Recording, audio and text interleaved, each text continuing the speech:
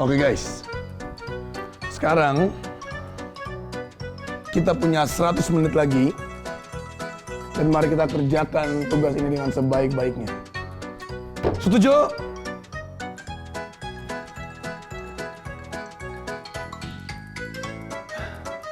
Mari kita kerjakan. Jadi awalnya tuh bingung gimana caranya jelasin 100 detik terakhir ke orang awam, ke orang banyak.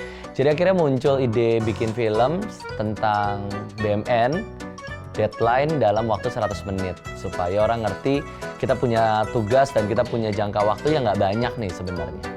Dan dari situ mulai makin bertumbuh ceritanya, makin develop, dan akhirnya muncul 4 karakter, 4 pemeran. Yang itu sebenarnya sangat nyindir karakter-karakter orang Kristen di akhir zaman. Yang pertama, ya menurut saya juga, saya harus hati-hati dengan yang ini ya. Karena saya juga orang lama di pelayanan, saya sudah mungkin belasan tahun di pelayanan.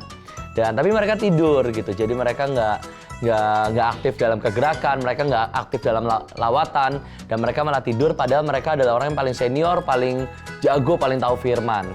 Yang kedua, seorang yang mungkin masih muda, kerja, tapi dia suka ngomel gitu ya. Jadi kerjanya nggak terlalu banyak, lebih banyak ngomelnya, lebih banyak irinya, lebih banyak nggak sukanya.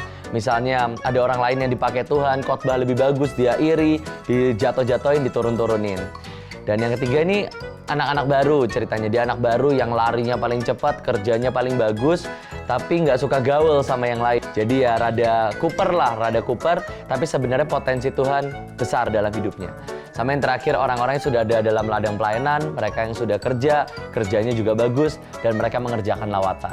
Dan mereka ini berlomba untuk sebelum mereka masuk dalam masa aniaya, dalam cerita 100 menit terakhir.